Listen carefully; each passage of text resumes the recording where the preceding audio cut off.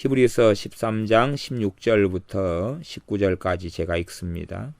오직 선을 행함과 서로 나눠주기를 잊지 말라. 이 같은 제사는 하나님이 기뻐하시느니라. 너희를 인도하는 자들에게 순종하고 복종하라. 저희는 너희 영혼을 위하여 경성하기를 자기가 회개할 자인 것 같이 하느니라. 저희로 하여금 즐거움으로 이것을 하게 하고 근심으로 하게 말라. 그렇지 않으면 너희에게 유익이 없느니라. 우리를 위하여 기도하라. 우리가 모든 일에 선하게 행하려 함으로 우리에게 선한 양심이 있는 줄을 확신하노니 내가 더 속히 너희에게 돌아가기를 위하여 너희 기도함을 더욱 원하노라. 아멘. 오직 선을 행함과 서로 나눠주기를 잊지 말라. 이 같은 제사는 하나님이 기뻐하시느니라.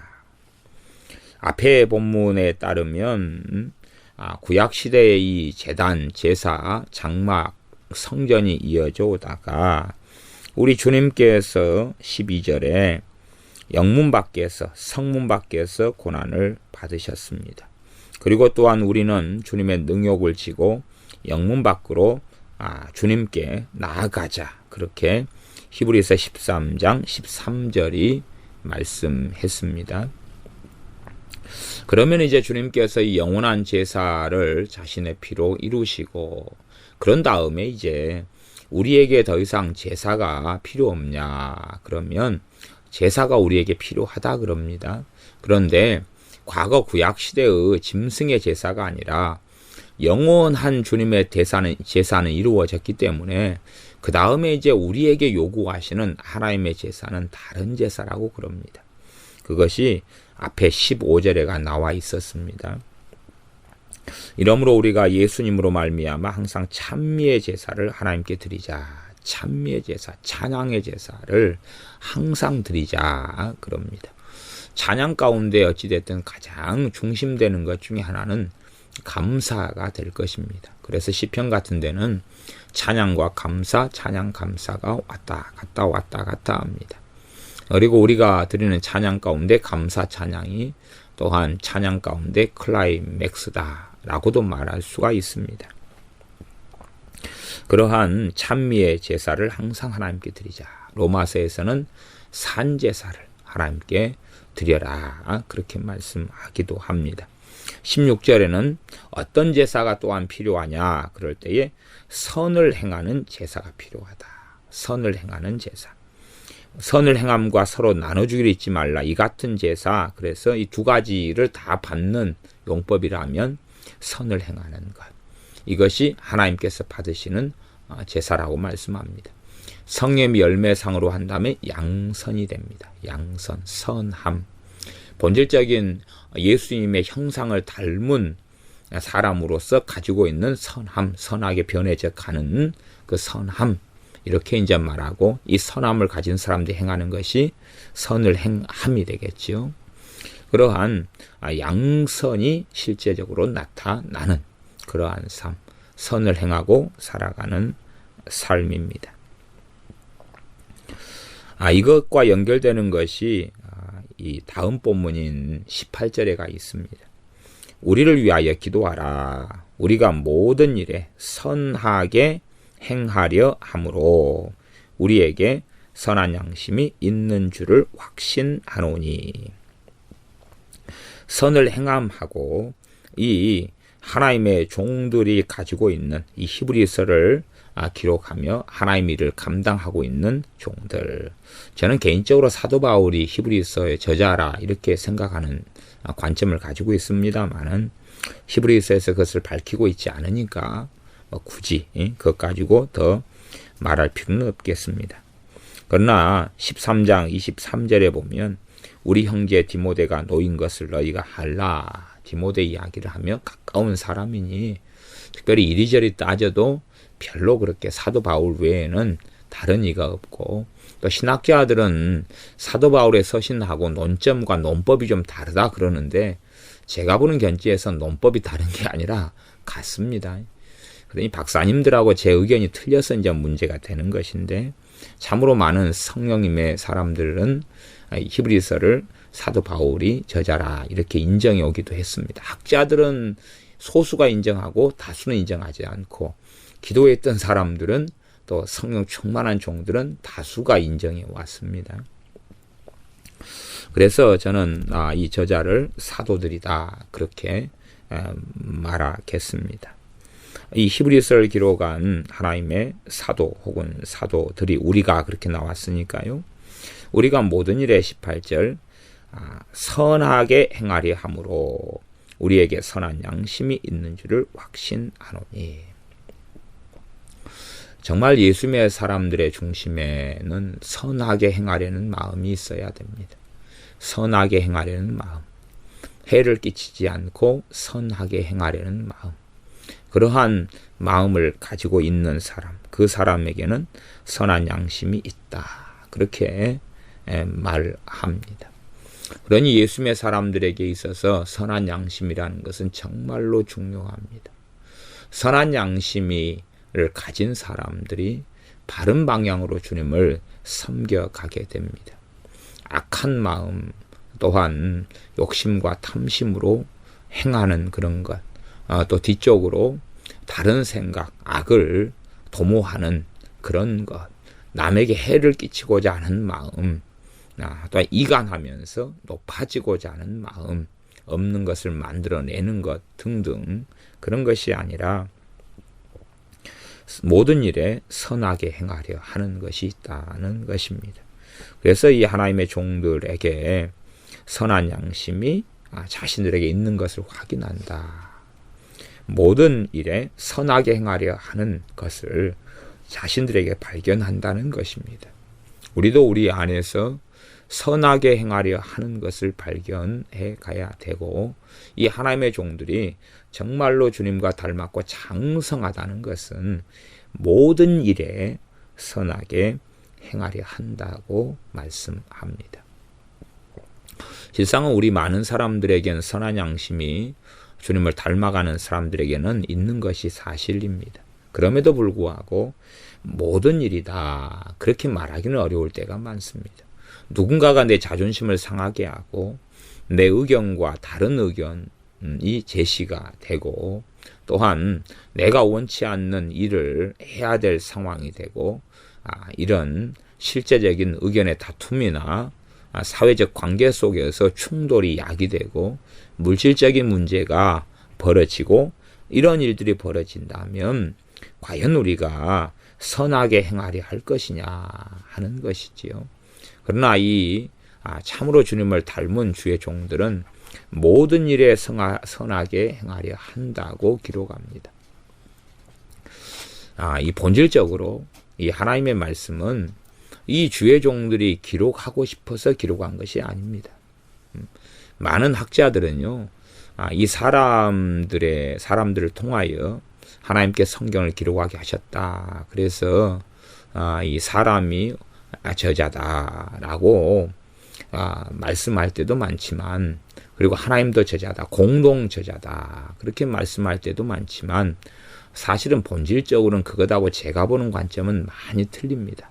많이 틀리다는 것은 뭐냐 그러면요, 예를 들어 모세 선지자에게, 모세 할아버지에게 하나님께서, 모세는 이 천하에서 온유함이 가장 승한 자다 이렇게 이제 성경에 기록하라고 하면 모세 같은 사람이 원하겠어요? 원치 않겠어요? 원치 않을 겁니다. 그러나 하나님께서는 적으라니까 그런다는 이야기입니다. 참으로 주님을 닮은 겸손한 종들이 너희가 선줄로 생각한 자는 넘어질까 주의하라, 이러한 하나님의 말씀의 진리를 오랜 여정을 통하여 깨닫고 알고 있습니다. 그렇기 때문에 자신들이 지금 현재는 모든 일에 선하게 행하려고 한다 할지라도 내일을 장담할 수 없다는 이야기죠. 성령님께서 역사하시지 않고 주님께서 도우시지 않으면 내일이나 모레 하루 이틀도 장담할 수 없는 거죠. 그렇기 때문에 육신적으로 현재는 그럴 줄 몰라도 우리가 모든 일에 선하게 행하려 하노니 함으로 우리에게 선한 양심이 있는 줄을 확신하노니 라고는 인간적으로는 쓸 수가 없다는 이야기입니다. 그러나 이 성령 하나님의 역사하심으로 이것 적어라, 기록해라 하는 것이어서 그 순종으로 이 하나님의 종들이 기록했다. 저는 그렇게 본다는 사실입니다. 어떠한 말씀은 함께 기쁨으로, 성령 하나님의 역사하심을 통해 기쁨으로 기록할 것입니다. 왜? 자신이 정말로 믿는 바를 성령 하나님께서 기록하게 하시기 때문에 그러지요. 그러나 어떤 것은 또 이 성경을 기록하는 데 쓰임받은 이 주의 종들에 관한 이야기를 적게 하실 때는 이 주의 종들이 과연 하나님께서 적게 하신 바에 대하여 내가 선줄로 생각하여서 그렇게 주장할 수 있겠느냐 하는 것이죠. 사도 바울이 자신에 대하여 내가 예전에 난지 8일 만에 할례 받고 또한 율법의 의로는 흠이 없는 자로다. 그럴 때에 과연 사도 바울의 믿음과 성정으로 그것을 적는 것이 가능했겠느냐는 것입니다. 제가 믿기에는 아닙니다. 그러나 하나님께서는 너 적어라. 너가 율법의 의로는 흠이 없었다. 적어라. 그렇게 하나님께서는 말씀하셨다고 생각합니다. 우리의 기억이란 얼마나 어리석습니까? 그래서 3년 전의 일도 흐릿해지는 게 우리의 기억입니다. 그럼 우리의 양심상에는 나는 큰 문제가 없었어. 그런다 할지라도 우리가 기억 속에 사라졌기 때문에 그런 일도 얼마나 많겠습니까? 누군가에게 묻습니다. 너 바지에 오줌 안 싸고 이제는 잠잘 때에 오줌 안 싸고 그리고 그것을 언제쯤이나 다 했어. 우리의 기억은 나 한 6살 때까지는 했다가 이걸 떼었어요. 그래서 잠잘 때 오줌 눈 적이 없어요. 그런데 옆에 있던 이모가 야 이놈아 네 15살 때도 쌌어. 그날 밤에 너희 집에 잤는데 네 그날 바지에 쉬해가지고 유불까지 다 젖어 말렸어. 그럴 수 있단 말입니다. 우리의 기억은 그렇게 왜곡되고 우리의 기억은 잊혀져 갑니다. 그렇게 우리는 불완전한 존재죠. 그러니 어찌 겸손한 주의 종들이 자신에 대하여 장담을 할 수 있겠느냐는 것입니다. 그래서 이 성경의 기록은 참으로 신비롭습니다. 단순하게 학자들이 생각하는 그것하고 제 자신이 생각하고 깨닫는 것하고는 좀 많이 다를 때가 많습니다. 성경의 본질적인 저자는 사람이 아니고 하나님이십니다. 사람이 자신의 견해로 아이고 내가 써야 되겠다. 그때 성령의 감동이 좀 와가지고 그래 도와줄게가 아니라 하나님이 너 기록해. 그리고 사람이 거기에 쓰임받은 것입니다. 협력이다는 단어도 사실은 별로 많이 맞는 단어는 아닙니다. 협력보다는 순종함이지. 하나님께 순종함이고 복종함이지. 그러지 협력의 문제가 아닙니다. 하나님이 그들을 사용하셔서 기록하게 하시는 것이다. 라고 저는 믿습니다. 그러니 실제로 성경을 기록하는 영감설에 있어서 완전 축자 영감설을 저는 당연히 믿습니다. 그러나 그 해석에 있어서 하나님과 동등하게 사람들을 취급하는 것에는 저는 절대적으로 반대한다 하는 것입니다. 18절에 우리가 모든 일에 선하게 행하리 하므로 하나님께서 이렇게 적으라 했다는 사실이죠. 모든 일에 선하게 행하려 한다는 것을 볼 때는 참으로 얼마나 주님을 닮아감이 이 주의 종들에게 많았는가 하는 것을 알 수 있습니다. 우리도 이 일부분에서 선한 양심이 아니라 참으로 많은 영역, 더 많은 영역, 더 많은 영역에서 선한 양심이 나타나서 주님 앞에 설 때가 됐을 때에는 성령님께서 증거하시기를 내가 보기에 너는 모든 일에 선하게 행하려 하는구나. 그런 말씀을 우리가 다 들었으면 좋겠습니다. 이렇게 주의 종들이 본을 보이는 이야기가 18절에 나오고요. 그것이 16절에 오직 선을 행함과 이러한 제사를 하나님이 기뻐하신다. 선을 행하는 제사를 기뻐하신다고 말씀합니다. 그 다음에 서로 나눠주기를 잊지 말아라. 나누어 주는 그 제사를 하나님께서 기뻐하신다고 말씀합니다. 세상은 참 믿는 사람들의 관계 속에서 신앙 속의 형제간의 관계 속에서 보면 참 이게 문제가 많이 되는 것 같습니다. 나눠주는 것도 문제가 되고 나눠받는 것도 문제가 됩니다. 말하자면 나눠주기를 잘 못하는 문제도 심각하고, 또한 성령의 감동으로 주라 하시는데 또 받지 못하는 사람도 문제가 됩니다. 육적으로 주는 것도 문제고 육적으로 받으려 하는 것도 문제지만 성령 안에서 주려 하는데 못 받는 것도 문제가 됩니다. 그래서 참으로 자존심을 지키고 사는 것은 많은 사람들에게 있어서 그것이 하나님을 닮아가지 못하는 문제가 될 때가 많습니다. 이제 제 개인적으로는 참으로 받는 것, 또 자존심 이런 문제 때문에 오랜 연수를 고생을 좀 한 것 같습니다. 제 자신을 주님께서 많이 꺾으셔서 내가 받을 수밖에 없는 존재라는 것. 물론 기본적으로 주님의 생명이 아니면 어떻게 살아갑니까?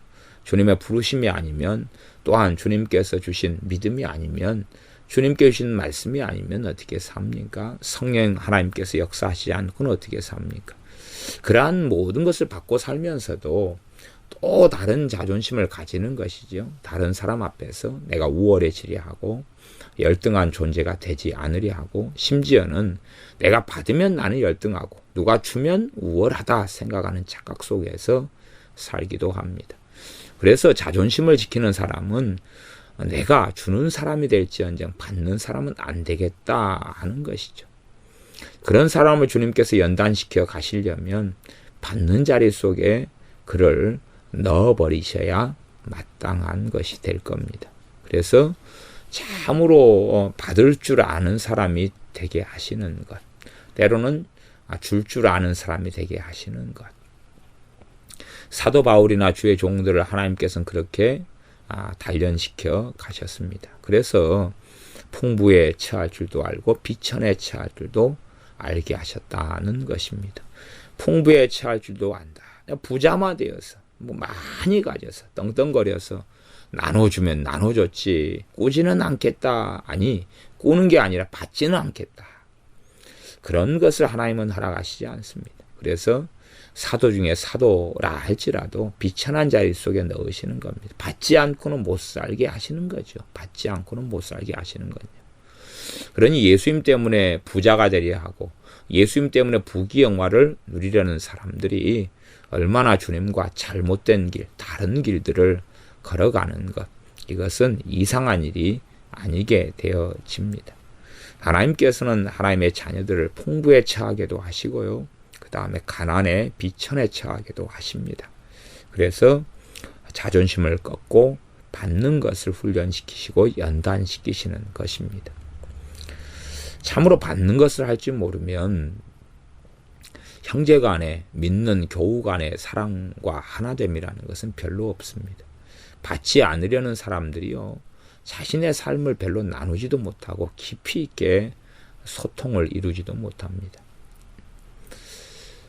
우리 그 교회 권사님, 감리교에서 오신 남자 권사님이 계시잖아요. 참 저는 어떤 면에서는 나이 드신 이 권사님에게 교회에서 구제비를 지출해야 되는 그런 생각을 많이 품습니다. 근데 문제는 스스로 거절하신다는 데 문제가 있으세요. 그래서 그 전에 신앙생활을 하셨던 교회 같은 경우도 그런 문제 때문에 교회를 또 나오셨던 일이 있다는 것을 제가 들었습니다. 그러니 우리 교회 입장에서야 이제 명절 때에는 되면 또 어르신이기 때문에 얼마간 또 섬기고 할 수 있지만 보통 매달에 정기적으로 섬기는 것이 해야 될 건데, 그런데도 이분의 자존심을 건드릴 수 있는 문제고 이것을 불편해 하신다는 것 때문에 어떻게 구제비를 지출을 못하고 있습니다. 그런 부분 때문에 이분이 주일날 예배는 또 나오시고 참석하시고 또 순수하고 깨끗하시고 남자 어른으로서 참 인격적으로 좋으시고, 그런데 깊이 있는 주님 안에서 영적인 교제는 실상은 나누지 못한 채 우리가 몇 년을 지내가고 있습니다. 왜냐하면 우리의 부족함도 나눌 수 있어야 되고 우리의 연약함도 드러낼 수 있어야 되고, 그럼에도 불구하고 함께 중보하고 사랑하고 섬기고 하는 여정으로 가야 되는데 그렇지 않다는 것입니다. 성령의 역사하심이 있으면 너 것을 내 것을 내 것이라 하지 않고 사도행전에 보면 유무상통했다. 서로 부족한 것은 받고 남는 것은 나누어 주었다 하는 그런 교회가 진정한 교회의 모델일 수밖에 없는 것입니다. 내게 하나님께서 뭔가를 좀 많이 주셨다면 사실은 누군가가 없는 식구를 위하여 내게 더 주신 것이 주님의 일반적인 뜻입니다. 그래서 남는 사람도 남지 않고 부족한 사람도 부족하지 않게 하시려는 하나님의 뜻입니다. 그런데 우리가 다 하나님 앞에서 자기 혼자만 살아가려 하는 것입니다. 독립전쟁이죠. 그래서 어떤 사람은 부족함의 때를 살게 하시고 그를 통하여 받게 하시는데 부족함의 때를 살 때 하나님 앞에서만 강짜를 부리는 것입니다. 하나님께서만이 해결해 달라고. 해결해 주려면 이제 이 무인도에 가야지요. 무인도에 가서 열심히 기도를 하면 옆에 지나가던 큰 물고기 고래떼가 막 이 무인도에 뛰어들어와서 이 고래를 갖다 크게 잡아가지고 이런 도시 육지에 가지고 나와서 팔아가지고 떼돈을 벌어야 될까요? 유감스럽게 근데 고래는 잡으면 안 되는 것이어서 감옥에 잡혀가기가 쉽지 않나 그렇게 생각하기도 합니다. 뭐 여느 때라도 막 떼거리로 잡아야 될까요? 사람들은 그렇게 홀로 서기를 끊임없이 하려 하면서 하나님께서 교회를 세우셔서 주님의 피로 교회를 사셔서 무엇을 이루어가기를 원하시는지를 잘 이해하지 못하는 것 같습니다. 나눠주는 것도 문제고 잘 받는 것도 문제입니다. 성령의 역사하심 속에서 받을 수 없다면 그 사람이 참으로 겸비케 되고 주님을 닮고 낮아지지 않았지요.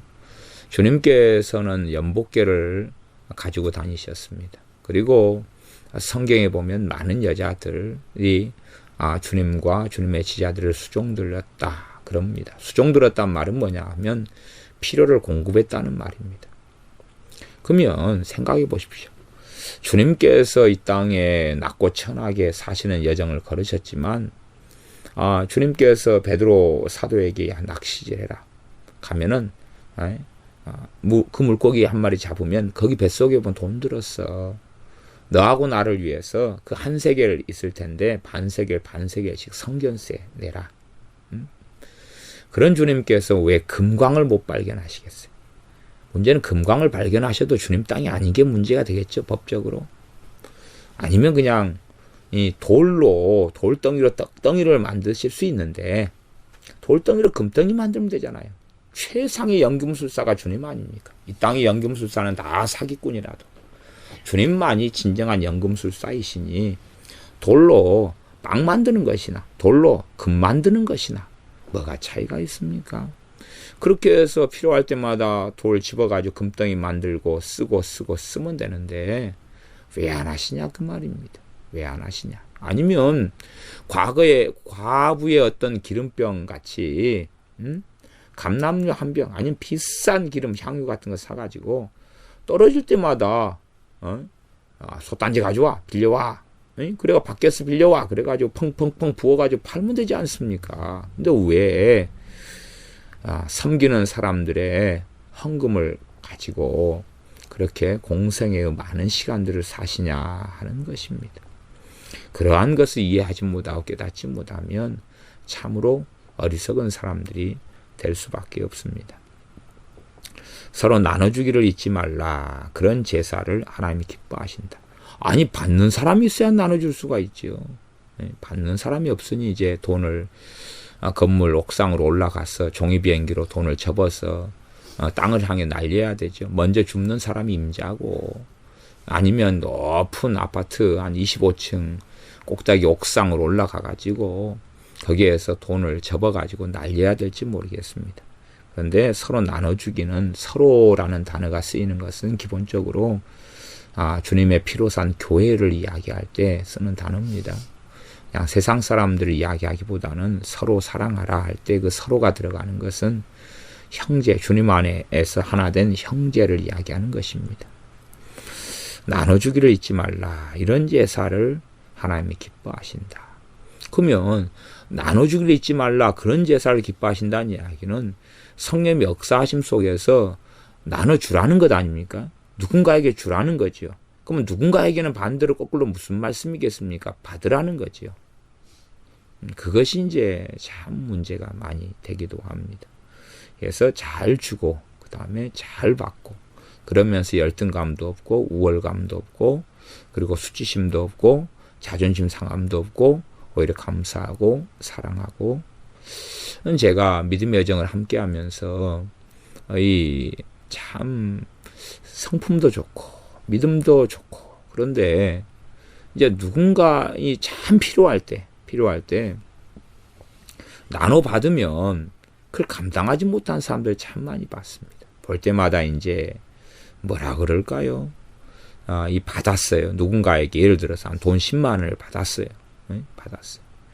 그러면 이제 그때마다 계속 교회 예배당에 예배드리고 만날 때마다 마귀의 참소를 받고 공격을 받는 겁니다.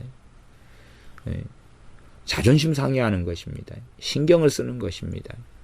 또 사람을 통해 주신 이가 주님이신데 뭐 갚으려는 것 등등 해서 이상한 쓴뿌리가 생겨나는 이런 일들도 많이 경험합니다. 그러면서 참 곤란하다. 이게 정말 성숙한 신앙이 아니다. 정말 좀 자라가야 되는데 왜 이렇게 자라가지 않는가 하는 것들을 많이 경험합니다.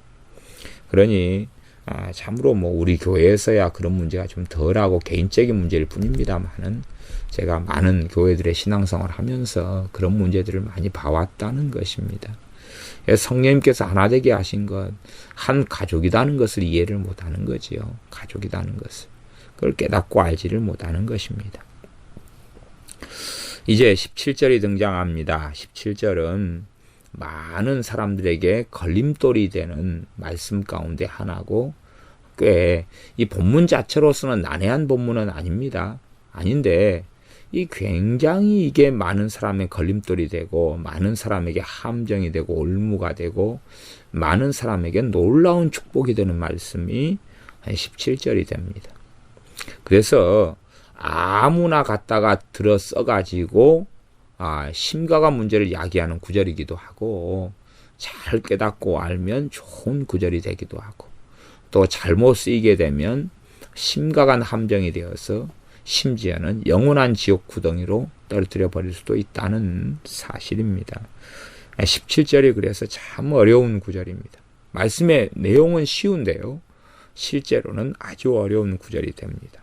17절 너희를 인도하는 자들에게 순종하고 복종하라. 저희는 너희 영혼을 위하여 경성하기를. 경성은 지키는 걸 이야기합니다. 그들을 지키는 것. 영어로 하면 watch over. 지키는 걸 이야기합니다. 깨어 지키기를 자기가 회개할 자인 것 같이 하느니라. 회개할 자란 말은 하나님께 회개기도 한다 하고 행동과 삶을 바꾼다 하는 회개가 아니라 하나님 앞에 서서 이제 정산을 해야 되는 거죠. 내가 너에게 양떼들을 맡겨놨는데 어떻게 했냐. 달란트 비유로 하면 2달란트 맡겨놨는데 계산하자. 1달란트 맡겨놨는데 계산하자. 5달란트 맡겨놨는데 어쨌어. 그런다는 이야기입니다. 그러니 회개할 자인 것 같이 하느니라. 사실은 같이란 말도 별로 의미가 없는 단어고요. 회개할 자로서 행한다는 것입니다. 회개해야죠. 주의 종으로서 불러가지고 양떼를 맡겨놨는데 하나님 앞에 가서 정산해야지요. 정산해야지요. 네 어떻게 했어? 내가 맡겨놨는데 너 어떻게 돌보았고 어떻게 했어? 그리고 계산해야 되지요. 그런 자로 산다는 이야기입니다. 정상적인 주의 종에 대한 이야기입니다. 저희로 하여금 즐거움으로 이것을 하게 하고 이것은 뭐냐 하면 너희 영혼을 위한 수고를 이야기합니다. 너희 영혼을 위해서 깨어 경성해서 지키기 위해 수고가 뭡니까? 말씀을 가리키고 복음을 전파하는 가장 기본적인 것입니다. 그러한 것, 나아가서 기도가 포함되죠. 사도들이 우리가 말씀 전하는 것과 기도하는 일에 전무하리라 그랬으니까 기도로 지키고 기본적으로 말씀의 종이니 말씀을 통하여 하는 것입니다. 거기에 무슨 애언이라든지 은사라든지 이런 것이 중심이 되기보다는 말씀이 중심입니다. 말씀의 종이죠. 그래서 저희로 하여금 즐거움으로 이것을 하게 하고 근심으로 하게 말라. 그렇지 않으면 너희에게 유익이 없느니라. 너희를 인도하는 자들에게 순종하고 복종하라. 이것이 참 어려운 말씀이 되는 것 같습니다. 이것이 어려운 말씀이죠. 그래서 이 너희를 인도하는 자들, 이 인도하는 자들이 과연 어떤 사람이냐에 따라서 이제 문제가 됩니다. 실제로 그렇지요. 실제로 이상한 주의 종들이 얼마나 많은 시대이냐는 것입니다. 또한 많은 사람들이요, 역사적으로 주의 종의 자리를 하나님의 부르심 없이 주의 종의 자리에 선 사람들은 너무나 많습니다. 하나님하고 상관이 없었던 것입니다. 육적으로 소위 말하면 하나님이 세우신 주의 종의 자리에 섭니다. 이것이 교회의 타락의 주 원인입니다. 주의 종이 된다는 것이 가난하고 헐벗는 삶의 길이면 상대적으로 마귀가 보낸 주의 종들이 있잖아요. 그죠? 마귀는 주의 종들을 세웁니다. 그러면서 광명의 천사로 가장합니다. 그것은 핍박의 시대 때도 계속 있어 왔던 것입니다. 그렇기 때문에 니골라당이 있어 왔고 영지주의자들이 있어 왔고 이단들이 교회 안에서 끊임없이 활개를 쳐왔던 것입니다. 핍박의 때에도요. 마귀가 그래서 세운 사람들, 보낸 사람들, 파송한 사람들이 교회 안에는 있어 왔습니다. 그 다음에 이제 핍박의 시대에는 육적인 사람들이 주의 종들이 되는 경우는 좀 드물었어요. 상대적으로요. 미혹되거나 마귀가 파송한 이러한 주의 종들, 이런 사람, 가짜지요. 근데 이제 문제는 예수님을 믿을 때에 부귀가 보장되고 돈이 보장되고 뭔가를 더 얻게 되고 화려한 길이 보장되는 이제 그러한 이 나라나 시대나 시기나 민족이나 그러한 곳에 산다. 그런다면 이 목회자가 되는 것이 가난하고 굶주리고 헐벗는 일이 아닐진데 그럴진데 당연하게 목회자가 되는 걸 선택하지요. 지금 현재 한국교회를 주도하고 있는 많은 목회자들이 1세대도 있지만 이제 이 1세대에서 2세대로 바톤 터치되고 3세대들도 종종 있습니다. 그러면 1세대는 열심히 1세대란 이야기는 자기 1세대는 유명한 목사님. 그러면 2세대는 그분의 아들 목사님. 유명한 목사님이면 말하자면 인맥도 있고 큰 교회 목사님이시고 이런 경우에 그런 자리를 아들을 세웁니다.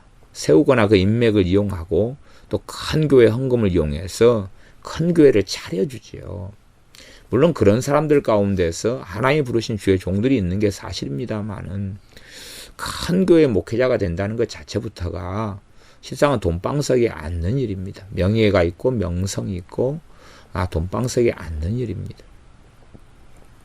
싸움과 분란이 있는 교회라도 큰 교회라면 왜 많은 종들이 부임하려 하냐 하면 큰 교회 부임한 다음에 논란이 있고 문제가 있고 쌈박질이 있어도 1년 2년만 버티면 꽤 큰 돈을 챙겨가지고 그 교회를 떠날 수 있기 때문에 그렇습니다.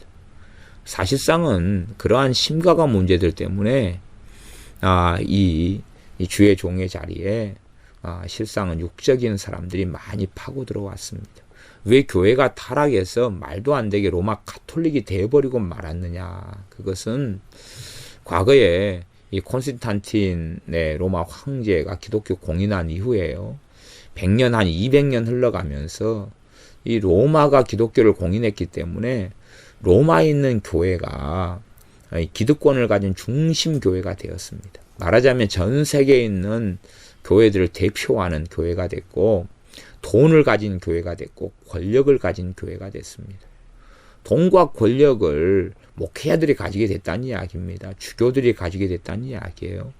당시에는 또 정교 일체 시대입니다. 그렇기 때문에 이 목회자들이 가진 권력은 형사권, 검사권 이런 모든 것까지 다 가지고 있었던 것이에요. 그러니 그 자리를 도대체 누가 차지하려고 들어갔겠느냐는 것입니다. 마귀의 사람들, 세속적인 사람들, 정욕과 탐심과 탐욕이 가득한 사람들. 그런 다음에 결국은 로마 교회가 중심이 되어져 가지고 세계 교회 공의회를 열게 되고, 그리고 마리아에 대한 교리를 세워나갔습니다.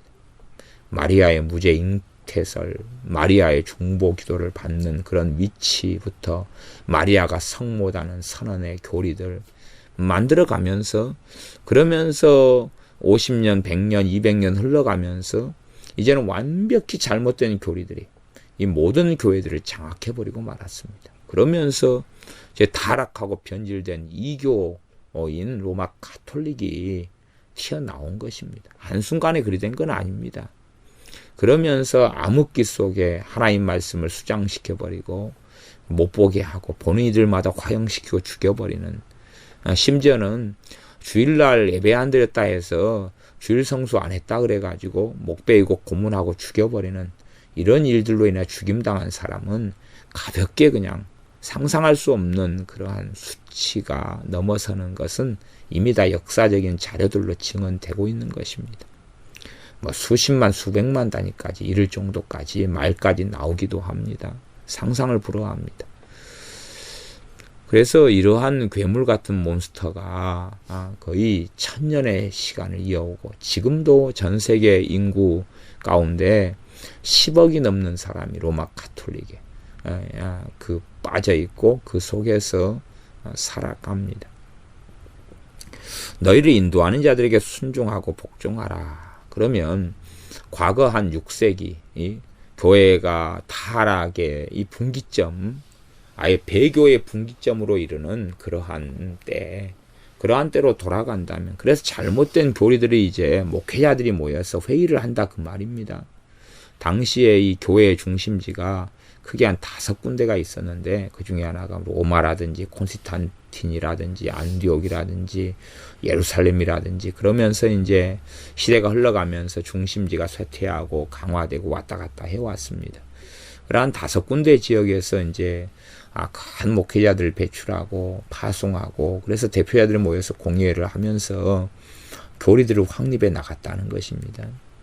그러면 이제 마리아에 대한 잘못된 배교적인, 소위 말하면 여신 숭배로 들어가는 그런 교리들을 세울 때에 너희를 인도하는 자들에게 순종하고 복종하라. 그걸 세우는 자들에게 순종하고 복종할 수 있습니까? 없습니까? 없지요. 당연히 없지요. 그래서 현 시대에도 그런 사람들처럼 탐심과 탐욕으로 그렇게 하나님이 세우시지 않은 자리에서, 심지어는 이제 하나님이 세운 종이라 할지라도 변질될 수 있고 타락할 수 있고 잘못돼 갈 수 있다는 것입니다. 육적으로 갈 수도 있죠. 그래서 그러한 종들을 포함해서 순종하고 복종하라. 그러니 이제 이 말씀이 정말 난해하다 그것입니다. 아주 난해하다 그 말입니다. 뭐 어떤 주의 종들을 믿을 수 있느냐, 결국 각자의 판단의 문제가 되어지고 말지요. 그래서 이게 어려운 말씀입니다. 그래서 요한 1서에는 너희 안에 기름 부음이 거하나니 그 성령의 역사하심을 통하여 너희가 분별하고 알아야 된다, 그렇게 말씀합니다. 그렇게 말씀해요. 그러나 실상은요, 많이 어그러져 버리고 마귀 역사에 많이 짓눌리고 미혹이 되어버리고 이런 사람들은요, 이게 분별할 수 자체가 없습니다. 오히려 미혹된 사람은요, 안 좋은 게 좋은 것으로 느껴지고 그렇게 경험됩니다. 문제는 사람들은 자신의 경험을 믿는다는 것이 문제죠. 자신의 느낌을 믿는다는 것이 문제입니다. 간혹가다 우리가 집회를 하거나 또 기도원 사역을 하다 보면 참 안타까운 사람들을 많이 만납니다. 안타까운 사람들이라는 건 뭐냐 그러면 마귀에게 많이 미혹되고 사로잡혔는데요, 답이 없다는 이야기입니다. 답이 없다는 이야기는 그들에게 이렇게 하십시오, 일단은 그렇게 하십시오, 그렇게 권면했을 때에 아예 그냥 신뢰하고 그대로 따라버리면 좋을 텐데, 그대로 따라버리면 그 다음에 이제 요것은 이렇게 하십시오. 예, 그러면 그대로 따라버리고 힘들더라도 자기 고집을 꺾고 자기가 옳다는 걸 꺾고 따라버리면, 그렇게 해서 이제 한 2나 3 과정을 지나면 그 다음에는 이제 마격사 많이 물러가고 제정신 차려지고 그다음 분별이 되기 시작합니다. 왜 그래야 했는지. 그런데 사람들은 다 자기가 꽤 된 줄 알고 미혹에 들린 사람이나 잘못된 길을 걷는 사람이나 그것을 알지를 못한다는 것입니다. 알지를 못해요. 최근에 어떤 전호사님이 그 어떤 목사님에 대한 막 자랑을 많이 해가지고 유튜브에 들어가서 그 목사님에 대한 자료를 좀 봤습니다. 그 목사님의 뭐 출애굽기 뭐라든지 이것을 가지고 막 은혜를 받고 자랑을 엄청 많이 해서 대체 어떤 분이길래 자랑을 하냐. 그리고 가봤더니 그런 것입니다. 소위 말하면 이제 신앙의 단계를, 이 잘못된 영성이 신앙의 단계를 나누어가지고 몇 단계니 하는 그 짓거리를 합니다. 그래서 그건 참 문제가 있는 것. 근데 이제 그 목사님 들어갔더니 예배 시간에 뭐 하냐 그러면 가요 불러요. 예배 시간에 특송한다고 부르는 게 가요, 일일송정 막 그런 거 있잖아요. 그런 것부터 시작해가지고 70, 80 노래들 뭐 아니 예배 시간에 가요를 부릅니다. 특송이라고 가요를 불러요. 그러면 상식만 가지고 있으면 정상 아닌 목사라는 걸 왜 모릅니까? 응? 강대상을 다 치우고요. 예배 시간에요. 특공무술을 합니다. 하고 기와장을 격파하고요. 그 다음에 야구방망이를 격파하고요. 그러면서 특공무술한 자기 경력을 자랑합니다. 교인들 특공무술 시키려고 다 그런 옷 입게 해가지고, 다는 아니고 이제 젊은 남자 집사님도 옷 입게 해가지고 같이 또 합니다. 예배 시간에. 또 무슨 뭐 집회 때. 그 다음에 교회 집사님들, 그 예배 때나 찬양 뭐 이런 거 때 기타 치면서 7080 노래 부릅니다. 유튜브에 보니까 설교는 한 편인가 밖에 없고 전부 다 그 목사님이 대부분은, 전부 다는 아니죠. 대부분은 설교 한 편인가 있고, 무슨 파리 무슨 교회에서 했던 뭐 집회, 그것도 그 집회는 또 무슨 짓거리 하고 있는지 압니까? 문제 하나 내면서요. 알아맞힌 사람한테 행운의 2달러를 줍니다. 행운의 2달러가 뭡니까? 부적 아닙니까? 행운의 2달러를 줘요. 그거 있으면 행운이 있습니까? 저주가 있지요. 그러면 질문을 부흥회다고 가가지고 질문 내놓고 행운의 2달러를 나눠주고 있어요. 그 짓거리를 하고 있는데 그런 사람이 정상으로 보이면 이미 그때부터 그 사람 미친 겁니다. 미친 거예요. 그래서 거기에 빠져있는 사람은 저는 미쳤다고 생각합니다. 근데 자기가 정상이라고 생각하면 뭐 답이 없는 것이지요. 아니 예배 시간에 대중가요를 부르고 있는 사람이 이게요, 집사님이 특송 딱 시켜놨는데, 우리 교회 집사님 특송 시켜놨는데 대중가요를 부른다 그러면 그냥 징계감입니다. 집사에서 제명이고요, 징계감입니다. 그런데요, 담임 목사가 예배 시간에 특송한다고 피아노 치면서 대중가요를 부릅니다. 그러면 그 사람이 정상입니까? 그런 주의 종에게 순종하고 복종하라가 됩니까? 아니 똥이 된장이지 그걸 보면 몰라요. 그걸 똥이 된장이지 모르는 사람이 이게 정신 나간 정신병이지요. 요즘에는 그런 사람들한테 순종하고 복종하는 사람이 너무 많아가지고 이거 뭐 답이 없습니다. 저는 전혀 모르는 목사님인데 뭐 소위 말하면 유명하다대요. 제가 뭐 모르는 사람이니까 뭐 그런 자랑을 하는 전도사님의 자랑을 원체 들은 다음에 도대체 누군데 저렇게 하면 입만 열면 모 목사님 이야기를 막 꺼내서 제가 메모장에다 적어와가지고 유튜브로 검색을 해봤단 말입니다. 희한하고 동글납작한 거예요 이게. 아주 세속적인 사람만 하는 짓거리를, 그것도 거룩한 하나님께 드린 예배 시간에 그런 사람을 그냥 성령 충만한 주의 종이고 거룩한 사도처럼 여기고 따른다는 것이 얼마나 어리석습니까? 너를 인도하는 자들에게 순종하고 복종하라. 그래서 어려운 말씀이라는 것입니다. 이런 말씀을 누구는 강조합니까? 가짜들이 강조해요. 가짜들이 강조해요. 가짜들이 강조하고요. 그 다음에 이 못돼 먹은 사람들이요, 부흥사로 불러가지고 담임 목사하고 야합을 하게 되면 꼭 이런 말씀을 가지고 교인들을 농락을 합니다. 가짜들이 그래요. 그래서 참 이 말씀이 어렵다 그 말입니다. 어려워요. 왜냐하면 당해버리기가 쉬워요. 그 다음에요, 이 육적인 사람들일수록 설교를 통해 자기 PR을 어마어마하게 합니다. 자기를 드러내고 자기 PR을 많이 해요. 그러니까 자기 PR을 많이 하면 사람들을 혹합니다. 설교 시간에 자기 영광을 드러내요. 내가 이런 사람이다. 내가 이런 사람이다.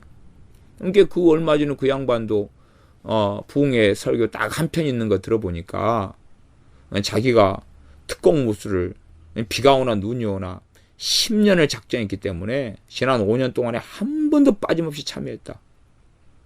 그러니까 왜 그거 박수 안 치냐고 그러더라고요. 나 그런 사람인데. 성악을 10년을 자기가 그냥 막 배워가지고 해서 목이 쉬는 가운데서도 나는 음악을 사랑하기 때문에 이걸 놓지 않았다고 자랑을 하는 거죠. 그런 것을 듣고 어떻게 똥이 된장인지 구별을 못합니까? 참나. 외과 의사가 돼가지고 뇌회부학을 좀 공부할 걸. 그런 사람들, 이해를 못하는 사람들, 이 똥이 된장이 구분 못하는 사람 뇌를 회부해가지고 이게 살펴봐야 될 것 같아요. 뭐 뇌 종양이 있는 것 같아요. 너희를 인도하는 자들에게 순종하고 복종하라. 참 어렵습니다. 참 어려워요. 특별히 이제 미혹에 들고 걸린 사람들은 자신이 향방을 몰라버립니다. 그런 사람은 바른 주의 종을 만나가지고 그래가지고 꼭 한참의 순종을 해야 됩니다. 버리라 하면 버리고. 이 미혹에 들린 사람의 대표적인 특징 중에 하나가 귀신의 음성을 성령의 음성인 것처럼 듣고 산다는 것입니다. 뭐 그 사람들은 이게 듣고 사니까요, 얼마나 잡기 좋은지 모릅니다. 저도 이제 간혹 가다가 환상을 봅니다. 사실은 기도할 때 되면 환상을 조금씩 봐요. 또 많이 볼 때도 있어요. 그러면 사실은 환상을 보고 좀 몇 번 기도를 한 30분 하면 두어 개씩 보고 나면 희열이 있습니다. 그게 왜 없어요? 희열이 있어요. 나는 좀 된 것 같고 신령한 것 같고 그래요. 그래 다 비워버리고 버려버려야 됩니다. 다 비워버리고 버려버려야 돼요. 근데 문제는 그걸 잡는 사람들이 문제인 것입니다. 제가 솔직히 지금 목회 우리 교회에서 10년 넘게 하면서 제가 환상경 본다는 이야기를 지금 처음 하지 않습니까? 기도할 때 환상경 본다는 이야기 제가 한 번도 한 적이 없지요. 이야기한 적도 한 번도 없습니다. 제가 무슨 환상을 봤다고 이야기한 적이 언제 있습니까? 개인적으로도 이야기한 적이 없습니다. 그걸 보면 희열이 있어요. 카타르시스가 있습니다. 그러면 환상을 기도하면서 몇 편을 보고 나면 솔직한 이야기로 영화 본 것보다 카타르시스가 더 있습니다. 막 재밌는 영화 있잖아요. 막 아주 그냥 저는 코미디 좋아하니까 코미디 막 이런 거. 그건 영적인 것이 없으니까 그렇고 돈만 날린 것이니까 그렇고 시간만 날린 것이니까 그렇고 서비스 차원 봉사 차원에서 그냥 봐주는 것이지. 그러지만은 이런 환상을 보는 것이야. 와, 영적으로 내가 섰다, 잡았다 하기가 얼마나 좋아요. 이런 스타일로 마귀의 미혹도 찾아옵니다. 그러면 이제 미혹에 잡혀버리면 정상적인 행동이 없죠. 그러나 자기는 모릅니다. 자기는 신령하게 사는 것이죠. 그럼 이것을 아는 목회자고 주의 종이다 그러면은 지도할 때 뭐라 그러겠습니까? 버리라 그러죠. 무시하라 그러죠. 순종하고 따라야 됩니다. 또 기도하다 보면 마귀가 시키는 제수처를 하는 사람들이 있습니다. 마귀가 뭔가를 제수처를 시킵니다. 기도할 때 되면. 막 손을 흔든다든지요. 이런 사람들이 한 10명 기도 생활을 많이 하는 사람 같으면, 기도 생활 많이 하는 사람 10명이요. 10명을 놔두면 2명 이상 꼭 있습니다. 집회를 해보면 그러더라고요. 그러면 그걸 스톱시키고 제재를 시키고 하지 마라 그럽니다. 성령 역사는 질서로 역사하시고 난잡하시지 않거든요. 그걸 내려놓을 때 이제 마격사 약해집니다. 그 다음에 좀 깨우쳐 갈 수 있고 정리해 갈 수 있거든요. 그런데 그거 안 내려놓습니다. 왜? 자기는 그 카타르시스에 무슨 경험을 하고 있고 신령하지 않습니까? 그래서 너희를 인도하는 자들에게 순종하고 복종하라.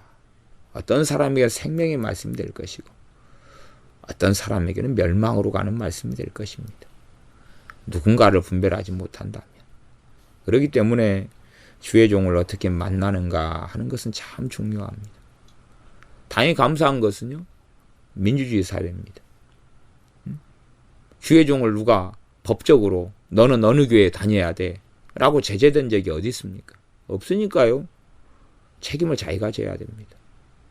신앙생활의 주인이 자기면, 그죠? 자기면 자기가 마음대로 정해서 어떻게 될 것이고, 신앙생활의 주인이 주님이시면 주님께서 주님의 영을 통하여 인도하실 거고, 자기 수준에 맞는 교회를.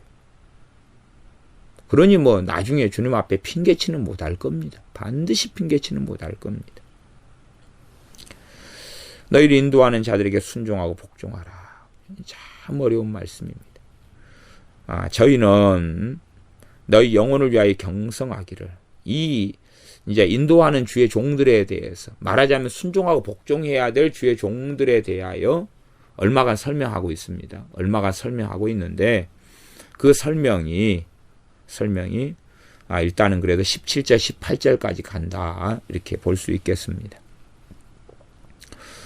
첫째는 그 특징이, 저희는 너희 영혼을 위하여 경성하기를 자기가 회개할 자인 것처럼 하느니라. 다 회개해야 됩니다. 하나님 앞에 서서 계산해야 된다, 그 말이. 정산해야 됩니다. 너에게 맡긴 양들 어떻게 했어? 정산해야 됩니다. 그러니까 그들의 영혼을 위하여 경성할 수밖에 없습니다. 깨어서 애쓸 수밖에 없다, 그 말입니다. 그러면 정말 깨어서 애쓴다. 물론 깨어서 애쓰는 주의 종들이 그래도 많이 있습니다, 한국교회는. 그러나 이제 바른 방향으로 애쓰는 것하고 잘못된 방향으로 애쓰는 게 있겠지 않습니까? 그러면 영혼을 위하여 애쓰려면 영혼에는 뭐가 필요합니까? 생명의 양식이 필요하지요. 그러니 바른 주의 종을 분별하는 가장 중요한 키워드는 말씀입니다. 말씀이 없이는 깨어 경성할 수 없으니까요. 사람들을 불러서 간증 집회를 많이 열고 간증을 많이 시킨다. 그건 굉장히 위험한 소치며 크게 잘못될 가능성이 아주 농후하고 높습니다. 프로그램 중심의 교회를 이끈다. 그것도 심각한 문제들이 아주 많습니다. 영혼을 위하여 경성하여서 하나님 앞에서 정산해야 되고 회개해야 할 종이라면 말씀의 종의 길을 걸어갈 수밖에 없습니다. 그리고 말씀의 꼴을 잘 먹이는데 모든 힘이나 전력을 다하는 것은 당연합니다. 사도 바울 같은 경우가 에베소에서나 두란노 서원을 세워서 고린도에서나 2년씩 1년 반씩 얼마나 말씀을 밤낮으로 전했는지 하는 것은 우리가 알 수가 있고, 친히 우리 주 예수님께서도 이 땅에 계실 때에 참으로 많이 말씀을 증거하시며 복음을 전파하시며 말씀을 얼마나 많이 가르치셨는지는 우리가 성경을 통하여 익히 확인하고 있는 바가 되어집니다. 그러니 너 영혼을 위하여 경성하는 종이라면 말씀의 종입니다. 말씀의 종. 그래서 그것이 첫째는 그 주의 종이 바른 길로 걸어가고 있는가 확인해야 될 것입니다. 그러면 제가 간단한 이야기를 하겠습니다. 말씀의 종이라면 이 시대가 마지막 때다. 마지막 때는 요한계시록만 읽으면 돼. 그건 사입입니다. 사입이에요. 마지막 때는 요한계시록만 읽고 말세에 대한 말씀만 치중하면 돼. 베리침만 치중하면 돼. 그 사입입니다. 그거. 물론 이단이라고까지는 어떻게 안 하겠습니다만은 잘못된 길을 걸어가는 것입니다. 성경을 잘 보시면요. 초대교회 신자들처럼 주님이 자신들이 살아있을 때 오실 줄로 알았습니다. 사도들도 그랬습니다. 그래서 얼마나 주님을 사모하고 기다렸는지 모릅니다. 자신이 살아있을 때 주님을 배울 줄로 알았습니다. 그러한 주의 종들을 통하여 쓰신 것이 서신서들입니다. 그러죠? 그럼 거기에 보면 주님의 재림에 대한 이야기, 말세에 대한 이야기도 나와 있습니다만은 대부분은 어떻게 살아야 할 것인가, 어떻게 주님을 믿어야 할 것인가, 어떤 믿음 가운데 서야 될 것인가가 핵심 포인트입니다. 말세에 대한 말씀으로 마지막 때를 준비할 수 있는 게 아닙니다. 마지막 때 주님 앞에 서기 위해서는 말씀 66권이 다 중요합니다. 다 중요한 것이. 요한계시록만으로 어떻게 주님 앞에 섭니까? 말이 되는 소리를 해야지요. 상식이 없는 이야기입니다. 성경 66권이 다 중요합니다. 어떤 정신 나간 사람은 산상수훈만 본다 그럽니다. 그건 미친 소리입니다. 왜 그런 줄 압니까? 그러면 산상수훈만 주님이 쓰셨고 마태복음, 마가복음, 누가복음, 요한복음은 주님이 안 썼습니까? 뭐 로마서는 주님이 안 쓰셨고 그의 종들을 통해서요. 갈라디아서는 안 썼고 요한계시록은 안 썼고 유다서는 안 썼습니까? 산상수훈만 본다는 것은요. 산상수훈만 하나님 말씀이고 나머지는 아니라는 주장하고 똑같은 것이 이단입니다. 그건. 특별한 계시가 와서 산상수훈만 봐라. 그건 마귀가 하는 짓거리지 하나님이 하실 수 없는 것입니다. 성경 66권이 다 중요하지. 우리의 찬양과 기도 생활에 중요하다. 그러면 시편 아닙니까? 우리의 지혜를 얻는데 중요하다. 잠언 아닙니까? 우리의 믿음의 샘플이 되며 신앙의 여정이나 우여곡절의 많은 것들을 살펴보려면 사울 왕을 살펴보고 다윗 왕을 살펴보고 사무엘 선지자를 살펴보고 사사들을 살펴보고 아브라함을 살펴보고 이삭을 살펴보고 야곱을 살펴보고 요셉을 살펴보고 롯을 살펴보고 선지자들을 살펴보고 얼마나 깨달아야 될 말씀이 풍성하고 많은지. 하나님 말씀은 영원하신 말씀입니다. 천국에서도 영원한 판국에 이 땅에서 유한한 이 땅에서 요한계시록만 중요하다. 말세에 대한 구절만 중요하다니. 그게 미혹된 자가 아니면 누가 그런 주장을 합니까? 똥이 된장인지 왜 모르냐 그 말입니다. 말씀의 종은 말씀의 균형을 이루어야 됩니다. 말씀의 꼴을 다양하게 먹여야 되죠. 김치만 먹고 누가 삽니까? 물론 우리 어머니는 맨날 그냥 10년 넘게 김치만 먹이더라고. 먹을 게 그거밖에 없으니 뭐 그랬겠지만은 간혹가다 그래도 라면도 먹었습니다. 김치 안 먹고 어떻게 삽니까? 응? 그래서 어릴 때 도시락 싸다닐 때 계란만 하나 후라이 해가지고 얹어주지 그렇게 소원하고 바랬는데 지금이야 이제 원 없이 계란을 먹는 시대가 됐지 않습니까? 1년에 거의 2번만 김을 먹었습니다. 와, 누구 집은 그냥 김 없이는 밥을 안 먹었다 그러대요. 저는 그래서 박간의 식구들을 존경합니다. 우리 송간에는 그냥 1년에 딱 2차례밖에 겨우 2차례 김 구워 먹으면 황홀한 맛 속에 살았는데 이 참 많은 어리석은 사람들은 이 불균형 속에 살고 뭔가 하나만 그럼 똥만 집어먹고 살지 뭐 밥을 먹으려고 그래요? 균형을 이루는 말씀의 종이 올바른 종입니다. 참 어려운 것이지요. 너희 영혼을 위하여 경성하기를 자기가 회개할 자인 것처럼 하느니라. 저희로 하여금 즐거움으로 이것을 하게 하고 근심으로 하게 말라. 참 목회를 하면서 어떤 제 입장에서요.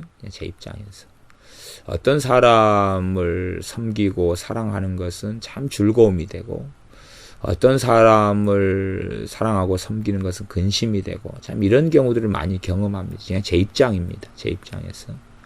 그래서 근심이 되고 탄식이 되는 경우도 있고 기쁨이 되는 경우도 있고 즐거움이 되는 경우도 있습니다.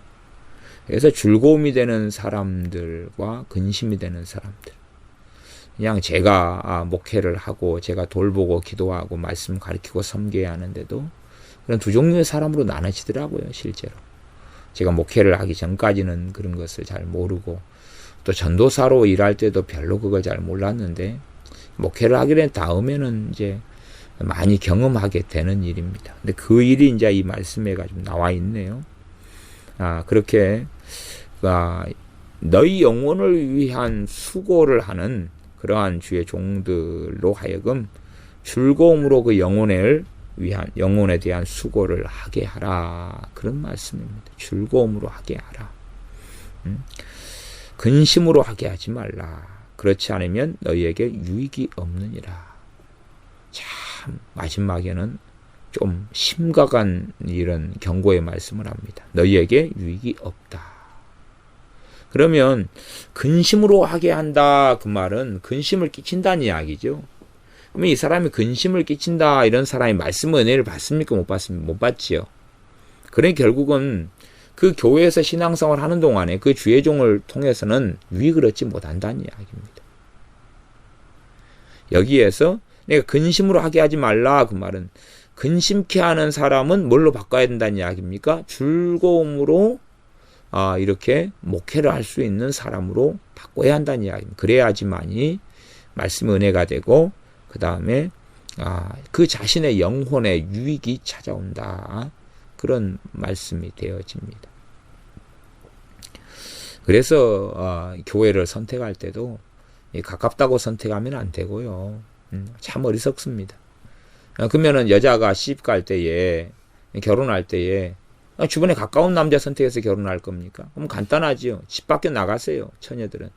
그 다음에 길 지나가는 가까운 남자 붙잡고 결혼하라 그 말입니다. 간단하지 않습니까? 응? 아니면 일단은 집에 딱 옥상에 올라가 보세요. 그래가지고 가까운 교회를 나가니까 그러니까 건너집에 남자가 누가 있는 거 확인해가지고 건너집 남자의 총각이 있다 그러면 처녀라면 너 나랑 결혼할래? 너 나랑 결혼할래? 해가지고 오케이 하는 사람과 결혼하면 될 것 아닙니까? 간단하지요. 참 집 가까이 있는 교회. 핑계는 새벽기도 나간다는 핑계 같은데 참 독특합니다. 독특해요. 진실을 아는 사람들은요. 결혼보다 교회 선택이 더 중요하다 그럽니다. 하나는 잠깐 나그네 인생에 대한 이야기고 천국에서도 부부로 안 삽니다. 대신에 이 땅에서 원수같이 살던 부부가 천국에 가면 그냥 건너방 쓰게 되는 수도 있죠. 영원히. 문 열고 나오면 상대방이 저 건너방에 나오는 거라. 농담입니다. 그래서 이 교회 선택 또 주의 종을 선택하는 것도 꼭 기도하면서 성령 인도하심 속에서 해야 됩니다. 또한 어린아이 신자들이나 영적으로 미혹에 든 사람들은 잘 선택하는 게 중요하고 나아가서 뭔가를 알지 못할 때 깨닫지 못할 때는 시키는 대로 해야 될 때들이 있습니다. 시키는 대로 해야 될 때들이 있지요.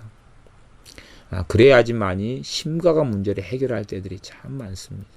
이게 지내오면서 물론 어떤 이들은 미혹에 심하게 들려서 그 사람이 못 보는 것을 보니까 이건 마귀 역사입니다. 버리세요.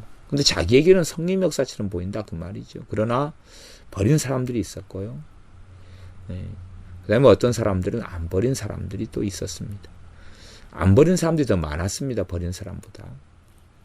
물론 이제 제가 제가 목회하는 교인들 속에서는 이런 일은 드물었고 상담 사역을 하거나 그럴 때 많이 있죠. 그러니까 당연히 제 교인들은 아니죠. 제가 목회하는 교인들은 아니지만 그러나 이제 그분의 목회자들이 돕지 못하는 영역들이 좀 많았으니까 그러나 순종하고 따르고 했던 분들은 다 온전케 되어지고 자유케 되어져서 지금이야 과거를 생각하면서 웃고 지나가고 또 은혜 속에 살아갑니다만은 그렇지 않은 분들은 지금은 머리에 꽃을 꽂고 다니는 분도 계시고요. 진짜로 그렇잖아요. 미쳐가야 다니는 분도 계시고 그리고 아예 귀신의 음성 듣고 살고 아니면 병원에 지금 정신병으로 수감되어 있는 사람들도 있고 그렇습니다. 자신이 안 듣겠다는데 이 민주주의 사회에서 누가 강제력을 행사할 수 있습니까? 그렇게는 절대 될 수 없습니다. 그러니까 참 미혹에 들더라도 마귀에게 좀 사로잡히더라도 겸손해야 되는 게 중요한 것 같아요. 그러면 조금의 들을 귀는 주시는 것 같아요. 하나님의 은혜로요. 꼭 들어야 된다는 감동을 성령님께 주시는 경우는 사는 것을 봅니다. 근데 그렇지 않은 사람들, 교만하게 살아오면서 미혹에 들리고 이런 사람들은 별로 답이 없더라고요. 근데 갈수록 미혹이 심해지는 시대가 되기 때문에요. 그래서 어떨 때, 어떤 특정한 때에 너희를 인도하는 사람들에게 순종하고 복종하라. 이런 말씀도 될 수 있을 것입니다. 우리가 병원에 입원하면은 의사 선생님을 우리가 병원이나 의사 선생님을 믿고 선택했다면 그까지 우리 선택이죠. 그 다음에는 이제 시키는 대로 해야죠. 대신에 뭐에 대해서는 그렇습니까? 그 병에 있어서는 그렇죠. 병에 있어서는. 그러지 의사 선생님이 우리가 환자복을 입고 있으니까 우리 헤어스타일을 보더니 올백으로 넘기시오. 빡빡 깎으시오. 물론 머리에 뭐 수술을 하려면 빡빡 깎아야 되지요. 해당 사항도 없는데 그렇다면 우리가 따를 이유가 뭡니까? 당신은 콧대가 났네요. 성형외과도 아닌데 무좀 치료하러 들어왔는데 콧대 높이는 수술을 하시오. 그러면 정신 나간 사람 아닙니까? 그러나 우리가 해당이 되는 부분에서는 믿고 선택했으면 또 성령님께서 인도하셨으면 순종하고 복종해야지. 그래야지만 결실을 거두는 것도 참 많다는 사실입니다. 그 다음에 18절로 넘어가겠습니다. 우리를 위하여 기도하라. 우리가 모든 일에 선하게 행하려 함으로 우리에게 선한 양심이 있는 줄을 확신하노니. 왜 18절까지 넘어왔냐 그러면 이 선한 양심을 가지고 있다 그 말입니다. 우리가 따라야 될 주의 종들이다 그 말은 선한 양심이 가지고 있다. 그러면 선한 양심이 아니다면 주로 설교 가운데도 뭔 이야기 많이 하겠습니까? 첫째는 돈 이야기지요. 돈 이야기. 돈 이야기입니다. 물론 빙자하는 것은 헌금이고 하늘에 쌓아두라 그러고 하지만 헌금 이야기죠. 그 다음에 이제 사명 이야기 하면서 건물 짓는 이야기죠. 건물 짓는 이야기. 건축. 물론 건축하고 헌금 이야기 하는 주의 종들이 다 틀리다는 이야기는 아닙니다. 그러나 뱃속에 있는 것이 나오니까요. 그게 뱃속에 있으면 자주 나온다 그 말이에요. 숨길래야 숨길 수가 없습니다. 뱃속에 있는 걸 어떻게 숨깁니까? 그러니 때가 되면 자주 나옵니다. 자주 나와요. 돈이 뱃속에 있으면 돈 이야기 자주 나오고 말씀을 전할 때 본문이 어느 본문을 자주 선택합니까? 돈에 대한 본문이요. 그 다음에 본문이 돈에 대한 이야기가 하나도 없는데 돈에 대한 이야기로 돌아갑니다. 말하자면 헌금에 대한 이야기로 돌아간다 그 말이에요. 그러면 또 그것도 이제 문제가 됩니다. 물론 고상하게 이야기하려면 성교비가 부족하다. 그런 이야기, 고상한 이야기로 이제 하는 거죠. 그러나 교회 헌금이 부족해 성교비가 부족하면 성교를 줄이면 될 거 아닙니까? 뭐 복잡해요. 아니면 목회자 자기 사례금을 줄이든지 안 굶어 죽을 정도만 되면 그러는 것이죠. 그 다음에 건물이 자기 마음에 있으면 뭔 이야기 많이 합니까? 건물 이야기요. 제가 광주에 있는 통합지 큰 교회에 세미나를 갔는데요. 그 교회에 프랜카드가 전면에 걸려 있었습니다. 오른쪽 왼쪽에 주로 큰 교회는 프랜카드를 많이 걸잖아요. 한쪽에 가요. 목표, 교회 올해 목표. 담임 목사님 부총회장 당선. 그렇게 해놨더라고. 그것이 세속적인 것 아닙니까? 무슨 부총회장 당선되는 것이 올해 교회가 이루어야 될 사명이 돼요. 나 그거 보면서 물론 그 교회 교인들이 이제 천 단위는 가볍게 넘어갔습니다만은 그 사람들이 다 내 종양인 것 같아요. 내 종양. 아니 도대체가 부총회장 당선돼서 큰 사명을 우리 목사님이 감당하면서 이것이 교회의 사명이라고 달라드는 사람들이 누구든지 다 정신적으로 좀 문제가 있는 것 아니겠습니까? 세상 사람들도 그런 교회 보면 이상하게 생각합니다. 그러면 그런 것이 어떻게 선한 양심이 됩니까? 명예욕인데. 자기가 어디에 회장이 돼야 된다. 정치운동하고 선거운동하고 그러면 다 선한 양심이 없다는 걸 알 거 아닙니까? 그런 종들에게 순종하고 복종하여서 앞에 프랜카드 걸어놓고 부총회장 당선을 위해 뛰고 요즘에 또 목회자들이요. 명예욕이 많아. 명예욕을 어떤 방식으로 쓰냐 그러면요. 박사학위 받는 것, 교수 되는 것, 그리고 또 부흥사 되는 것, 그 다음에 선교하는 것. 그러니까 선교하는 것하고 부흥사 되는 것은 꽤 고상하게 보입니다. 신학교 교수 되는 것, 박사학위 받는 것, 말씀도 연구한다고. 명예욕을 그런 식으로 많이 사용을 합니다. 눈 가리고 아웅을 하는 경우가 참 많은데요. 선교를 해도요. 명예욕 때문에 있는 선교가 많습니다. 명예욕 때문에. 물론 사도 바울은 우리를 괴롭게 하려고 복음을 전하지만은 전파되는 이가 주님이시기 때문에 괜찮다 그렇게 말씀했습니다만은 문제는 이제 그것에 이 교인들이 또 교회가 사용되는 게 문제지요. 그 명예욕에 동원되는 게 문제입니다. 그렇게 돼서 심각한 길을 걸어갑니다. 그래 선한 양심, 우리가 모든 일에 선하게 행하려 한다. 선한 양심이 있으면 입속에서 나오는 게 다르고, 그러니 입에서 나오는 걸 잘 들어보면 뱃속에 있는 것은 숨길 수가 없습니다. 숨길 수가 없어요. 분노가 꽉 차 있으면 정죄하고 비난하기 바쁠 것이고, 숨길래야 숨기지 않을 것이고, 튀어나올 것이고, 자신이 의롭게 되려면 자기 자랑을 끊임없이 하나님 빙자해서 할 것이고, 계시받았다고 뭐라고 했다고 자기 자랑할 것이고, 자기가 안수했더니 무슨 기적이 나타났네, 자신의 축복기도 받고 누가 복을 받았네, 자신을 하나님이 얼마나 사랑하셔서 입신 많이 했네, 천국 많이 갔네, 뭐 하나님께 무슨 음성을 많이 들었네, 막 그래가 자기를 높여갈 것입니다. 그러면 그 사람이 선한 양심이 없는 주의 종이란 걸 알지요. 그래서 제가 18절까지 읽습니다. 왜냐하면 선한 양심 인도하는 자들이 정말로 하나님께로부터 부름받은 종이냐, 선한 양심을 가지고 깨어 양들의 영혼을 지키기 위해서 경성하는 사람들이냐 하는 것까지 파악해야 되기 때문에 그러하지요. 참 어려운 말씀입니다. 또한 그런다고 또 우리를 인도하는 주의 종들에 대하여 함부로 판단할 수도 없는 일이고, 그래서 골치 아프다는 이야기입니다. 함부로 판단할 수도 없고 정죄할 수 있는 입장도 아니고, 우리 다윗 왕이 하나님을 등진 사울 왕에 대해서 하나님의 기름 부음 받은 자를 손대지 않겠다 그랬으니, 저 주의 종을 볼 때 하나님의 기름 사울 왕이 이제 기름 부은 거에 명백합니다. 그죠? 명백합니다. 근데 이제 일반 목회자들이야 하나님이 직접 부르지 않은 종들이 굉장히 많습니다. 그러나 어찌합니까 우리가? 알 수가 없는 거예요. 알 수가 없어요. 그냥 철 모르는 애들이 부르심도 없이, 하나님은요 철 모르는 애들 거의 부르질 않습니다. 믿음도 없는 애들 하나님 부르시질 않습니다. 하나님께 초신자 일시키지 말라 그랬는데 하나님 부르신다면은 어떤 사람을 부르겠습니까? 믿음이 성장하고 성숙한 사람을 부릅니다.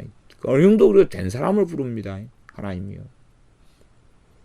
그러지 그냥 철 모르고 그런 사람을 부르지 않습니다. 사무엘이 어릴 때부터 제단에 있었지만 하나님께서 부르시는 것은 그에게 특별한 엘리 집안에 대한 말씀을 하시려고 불러가 말씀하신 거지요. 그 다음에 나중에 이제 그가 선지자의 길을 걷고 제사장의 사역도 수행하고 그러지 않습니까? 그러지 그렇게 단순하게 생각했을 일은 아닙니다. 믿음이 성장한 사람들을 사실은 하나님이 부르시는 게 일반적입니다. 예외는 있습니다만은 그렇다는 이야기예요. 그러니까 스스로 자기가 주의 종의 길을 걸어간다 해서, 또 자기가 그렇게 착각한다 해서 하나님이 부르신 건 아닙니다. 또 어떤 사람도 예언을 듣고 주의 종이 되는 길을 걷는 사람이 너무 많습니다. 그러면 다른 사람이 예언 듣고 주의 종의 길을 걸으면 자기 안에는 주님이 안 계신 거예요. 그렇죠? 자기 안에는 성령님이 안 임해 계신 거예요. 아니면 자기에게 임하신 성령님은 벙어리 성령님이시라요. 그러잖아요. 벙어리 주님이시라요. 그러니까 자기 안에 임하신 주님은 말씀 않고 남의 입에서 나오는 예언을 통해서 주의 종의 길을 걸어간다? 에이구, 그것도 이상한 일입니다. 근데 그런 사람 참 많더라고요. 만나보면 그런 사람이 많아요. 이상한 사람들 많습니다. 19절에 내가 더 속히 너희에게 돌아가기를 위하여 너희 기도함을 더욱 원하노라. 너희에게 더 속히 돌아가기를 위하여 너희 기도함을 더욱 원하노라. 하나님은 참으로 강제로 행하시는 경우가 거의 없으십니다. 하나님의 심판의 역사, 또한 하나님의 공의를 행하심에 있어서는 당연하게 하나님 뜻대로 행하십니다.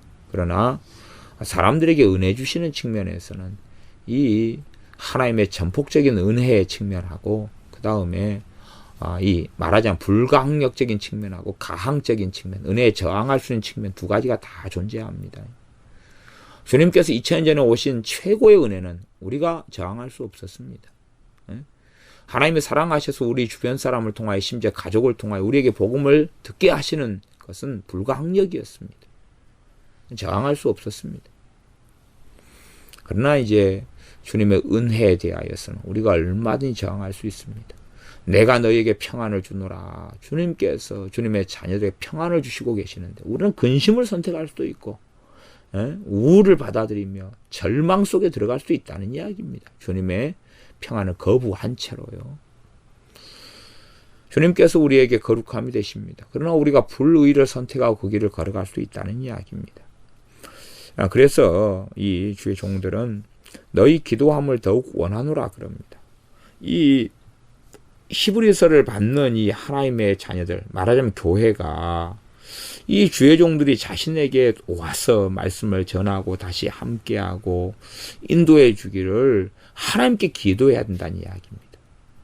그래야지만이 가게 될 수 있다는 이야기예요. 이 주의 종들이 가서 함께하고 말씀을 가르치고 전하기를 원해도 하나님께서 응답하지 않으면 못 갑니다. 그지요? 당연히 주의 종이니까. 그러면 이들이 원해야 되는 거예요. 원하려면 이들이 원해가지고 와주세요 문제 이전에 하나님께 기도해야 된다는 이야기입니다. 그렇게 돼서 하나님의 뜻이 이루어져 가는 것입니다. 그러지 육적으로 인간적으로 되어지는 게 아닙니다. 그러면 내가 너희들에게 속히 가겠다. 뭐 그래야 될 것 아니에요. 뭘 못시 가겠다는 게 아니라 우리가 가고 싶다. 너희들과 함께 있고 싶다. 그래서 말씀을 가르치고 너희를 진리의 길로 인도하는데 우리가 하나님께 쓰임 받아서 너희를 굳게 세우는데 그렇게 섬기고 싶다. 그러지만 너희에게 돌아가기 위하여 그것도 더 속히 너희 기도함을 더욱 원한다. 너희가 기도해야 된다. 당신들이 기도해라. 라고 말씀합니다. 그러니 참으로 속히 돌아가서 돕는 게 필요합니다. 왜냐하면 우리가 히브리서를 받는 신자들이 어떤 신자들인지 우리가 보았잖아요. 연약하고 믿음이 성장하지 않고 그리스도의 도의 초보도로 다시 배워야 되고 젖먹이고 타락하기 쉽고 주님 배신하기 쉽고 육적이고 죄하고도 제대로 싸우지도 않고 이런 사람들이니까 이 주의 종들이 다시 빨리 가야 돼요. 심각하고 위험하니까. 갈라디아 교회들보다는 덜 위험하지만 심각하고 위험한 교회가 이 히브리서의 대상이 되는 교회예요. 이 사람들은 심각하고 위험하거든요. 그렇기 때문에 속히 가야 돼요. 그런데 이들이 기도해야 된다 그 말이에요. 기도해야 된다. 우리에게 하나님께서 주시고자 하는 좋은 것들이 있어도 입 다물고 있어서는 안 됩니다. 내 뜻이 이렇다고 하자. 그러나 너희가 구하여야 할지라 그럽니다. 우리가 하나님께 구해야지 받는 것입니다. 기도하겠습니다. 아버지 하나님, 우리가 선을 행하고 서로 나눠주는 그러한 제사를 하나님께서 기뻐하심에 이러한 제사를 드리는 우리가 되게 하여 주시옵소서. 믿음의 길을 걸었던 주의 종들처럼 우리가 모든 일에 선하게 행하는 선한 양심을 가지게 하여 주시옵소서. 또한 우리를 인도하는 주의 종들을 선택하는 문제가 참으로 어렵고 어려운 문제입니다. 주님께서 우리에게 인도하신 주의 종이라면 성령의 인도하심 속에서 잘 분별하여 육적인 것과 영적인 것을 분별해내고 그 가운데 주님께로부터 온 그러한 권고라면 순종하고 복종하는 우리가 되게 하여 주시옵소서. 진리의 말씀에 어긋나지 않는 것이라면 우리가 때로는 알지 못하는 것도 순종하고 복종할 수 있는 이런 믿음의 사람들이 되게 하여 주시옵소서. 참으로 많은 이들이 영혼의 목자인 사람 주의 종을 잘 못 만나서 잘못 순종하고 잘못 복종하여 비참하고 참담한 길로 걸어갑니다. 그리하오니 한국교회에 말씀의 종, 기도의 종, 의의 종들을 세워주시옵소서. 진정으로 영혼들을 위하여 수고하는 주의 종들이라면 말씀의 종이 되어야 할 것이며 좌로우로 치우치지 않아야 될 것이고 66권의 종이 되어야 하면 마땅할 것이온즉 하나님의 말씀을 균형되게 잘 가리키며 증거하는 그러한 말씀의 종들을 한국교회에 많이 세워주시옵소서. 주님, 우리가 기도가 항상 필요함을 깨닫습니다. 그러므로 우리가 하나님께서 당연하게 뭔가를 주시겠지 하는 어리석음이 아니라 참으로 주님께서 주시기를 원하시는 좋고 좋은 것이라 할지라도 믿음으로 하나님께 나아가 구하여야 한다는 것을 명심하는 우리가 되게 하여 주시옵소서. 예수님의 이름으로 기도하옵나이다. 아멘.